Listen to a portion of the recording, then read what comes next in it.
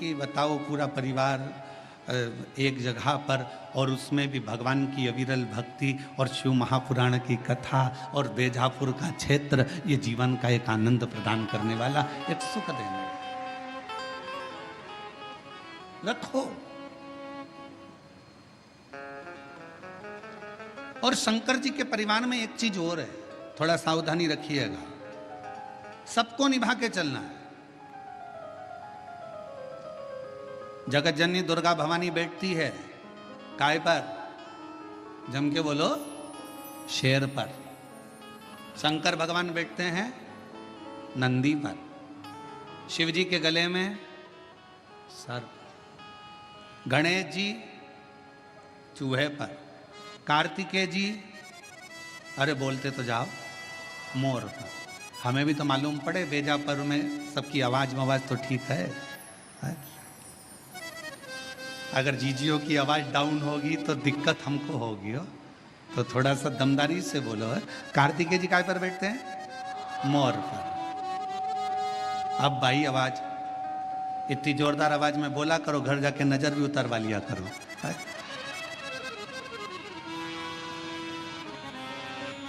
सब बैठे हैं। शिव जी नंदी पर है, मां जगत जननी दुर्गा भवानी शेर पर है। शेर नंदी को नहीं छोड़े अगर समय मिल जाए तो। सर्प चूहे को नहीं छोड़े, मोर सर्प को नहीं छोड़े, सब दुश्मन।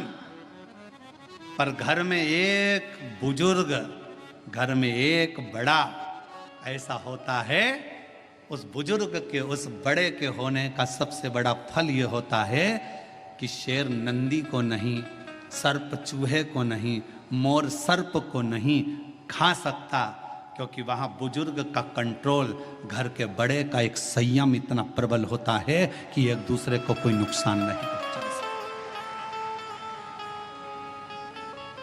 कोई नुकसान नहीं। हम नुकसान कब भोगते हैं? शिव महापुराण की कथा में बीड़ में एक बात कही थी, जब अपने घर के लोगों की बात, अपने माता पिता की बात, अपने घर के बुजुर्गों की बात जब आपको बुरी लगने लगे और बाहर के लोगों की बात आपको अच्छी लगने लगे, तो समझ लेना कि तुम्हारे विनाश का समय आ गया। ये निश्चित है। घर के लोगों की बात, माँ ने कुछ कहा तुम्हें बुरा लग गया, पिताजी ने कुछ कहा तुम्हें बुरा लग गया, काका जी कुछ बोले तुम्हें बुरा लग गया, ताऊ कुछ बोले तुम्हें बुरा लग गया। घर के लोगों की बात जब तुम्हें बुरी लगने लगे और बाहर के दोस्त बोल रहे हैं, सहेली बोल रही है, बेस्ट फ्रेंड बोल रही है, तो तुम्हें अच्छा लग रहा है, समझ लेना कि तुम्हारा विनाश का समय निश्चित आ गया है। शिव पुराण कहती है कि जब जब मेरे भोलेनाथ, जब जब मेरे शंकर, जब जब मेरे करुणा सागर, जब जब मेरे शिव, जब जब मेरे भगवान भोलेनाथ अपने बच्चों को भटकता हुआ देखते थे, तब तब मेरे शिव कुछ ना कुछ कहने के लिए आतुर हो जाते थे। शिव की आतुरता रहती, शंकर की।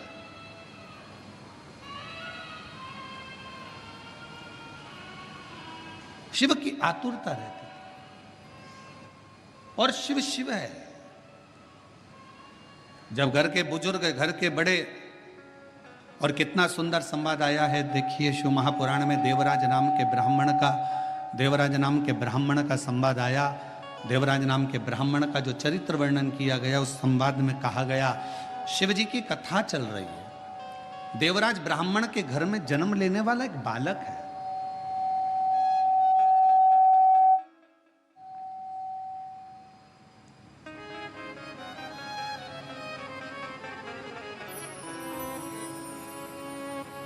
सभा रखी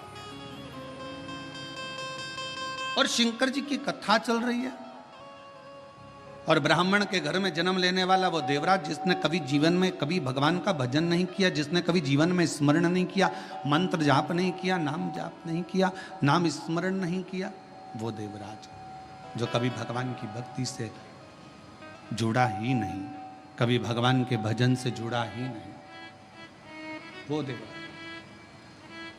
चोरी का धन लेकर शिवालय में पहुंच गया।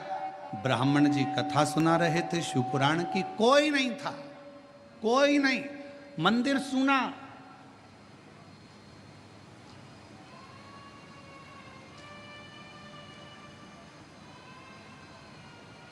शिव महापुराण का सबसे बड़ा श्रोता कौन है?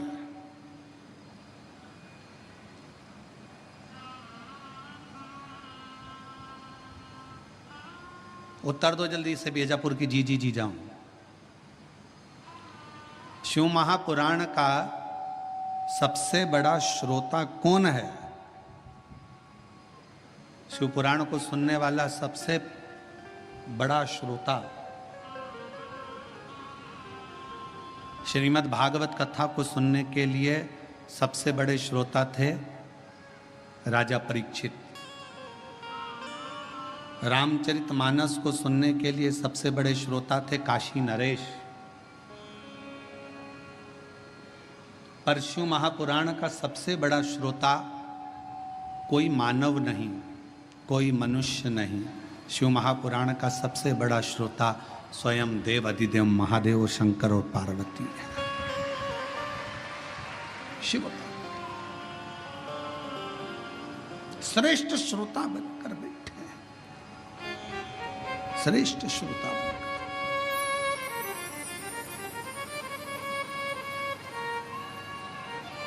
और चित्त भगवान शिव का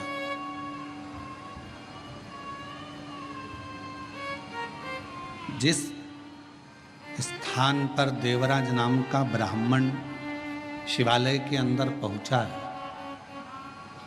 उस शिवालय में भी कोई श्रोता कथा सुनने वाला नहीं है।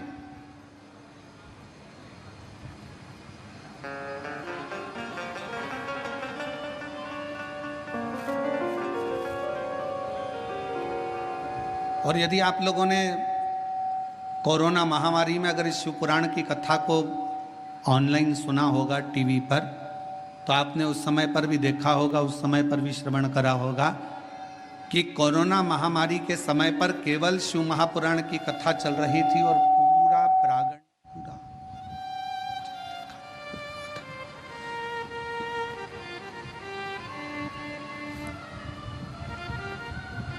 शिव महापुराण की कथा चल रही थी और पूरा क्षेत्र, पूरा हॉल खाली रहता था। कौन सुन रहा? देवराज नाम का ब्राह्मण भगवान शंकर के मंदिर में चोरी का धन लेकर पहुंचा। शरीर में ताप हो रहा है, शरीर में कष्ट हो रहा है, तपन हो रही है, बुखार आ रहा है, शरीर तप रहा है। ये शिव महापुराण का महत्तम कर रहा है और चोरी का धन उसके पास में। और उस चोरी के धन में सबसे मूल था रानी के गले का हार, जिसको मंगवाने वाला कोई दूसरा नहीं था।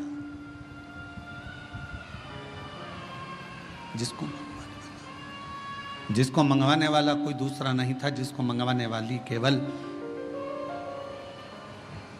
देवराज ब्राह्मण जिस एक पर स्त्री के संग में लग गया था, उस पर स्त्री ने उस देवराज से कह दिया था कि मुझे रानी के गले में जो हार, और देवराज उस स्त्री के कहने पर चोरी करने चले गया। धन हार चुरा कर लेकर आ गया, शिव जी के मंदिर में पहुंच गया। शंकर जी के चोरी का धन उसके पास में रखा हुआ था, चोरी का धन उसके पास में रखा हुआ था।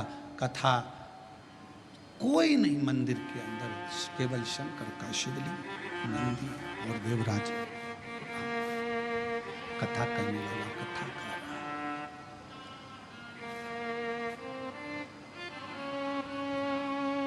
कथा करने वाला कथा कर रहा है।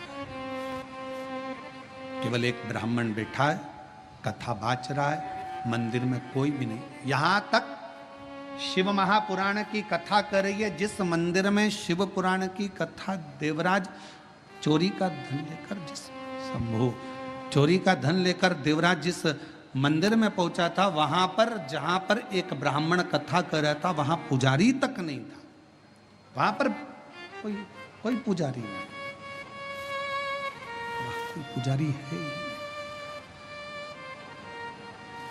केवल शंकर भगवान का शिवलिंग है, नंदी है और देवराज चोरी का धन लेकर बैठा हुआ है।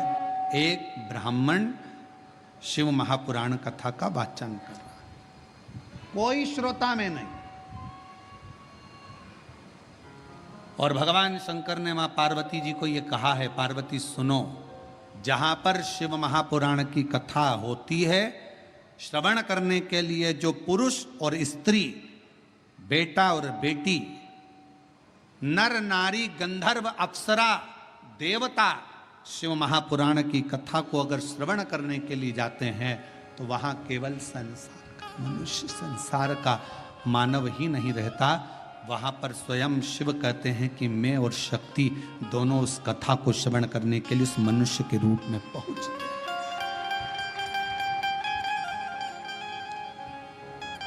उस कथा को श्रवण करने के लिए मनुष्य के रूप में पहुंच जाते हैं, मनुष्य के रूप, मानव के।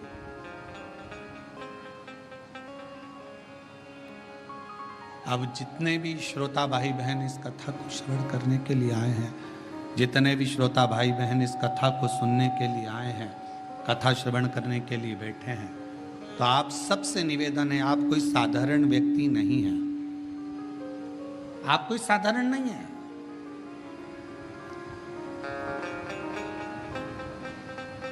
आप मेरे शिव का एक अंश स्वरूप हो, शिव का एक प्रतिबिंब स्वरूप हो। और शिवोहम शिव महापुराण की कथा जो इससे पहले निकुंभ छत्तीसगढ़ में करी, उसमें बताया था शिवोहम का मतलब ही यही है कि शिव आपके अंदर है, केवल आपका भजन, आपका कीर्तन, आपका मंत्र जाप, आपका स्मरण, आपका नाम जाप शंकर को भीतर से प्रकट कर ले, भीतर से प्रकट कर। और महाराज हर पल हर घड़ी शिव तुम्हारे साथ, हर पल। शिवालय में कोई नहीं, केवल एक शिवलिंग है, नंदी है और कथा वाचने वाला एक ब्राह्मण चोरी कर कर धन लाया हुआ वो दे।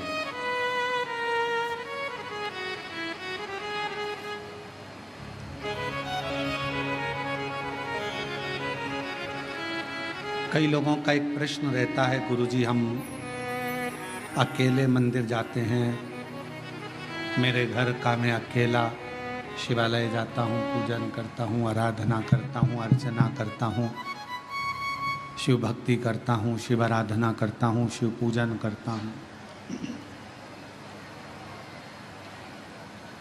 पर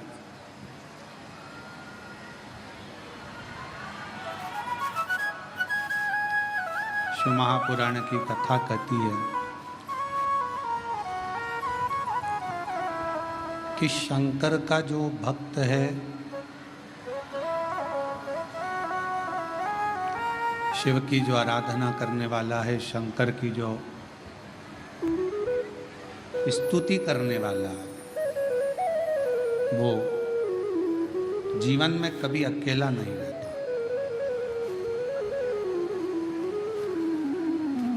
माँ के गर्भ में बच्चा आता है, गर्भ में जब बच्चा आता है उस समय से शिव उसकी धड़कन के रूप में उसके अंदर विराजमान हो जाता है।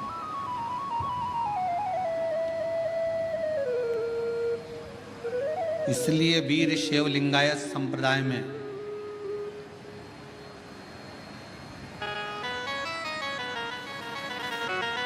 वीर शैव लिंगायत संप्रदाय के अंदर यह बात कही जाती है कि गर्भाधान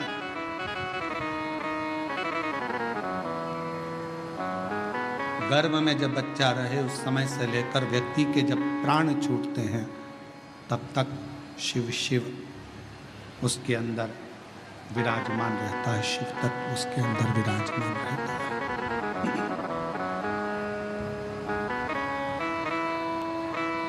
शिव उसके अंदर विराजमान। इसलिए कई लोग कहते हैं कहां से आया कहां जाएगा, तो शिव महापुराण की कथा कहती है कि शिव के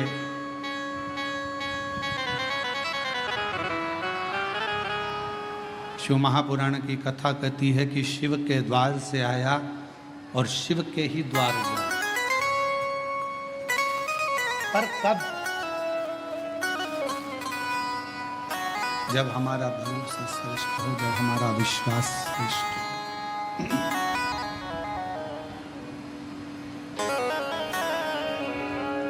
जब तक हमारा भरोसा, हमारा विश्वास श्रेष्ठ नहीं होता, तब तक शिव का मिलना बड़ा मुश्किल। एक पत्र है, अच्छा है, देखिए।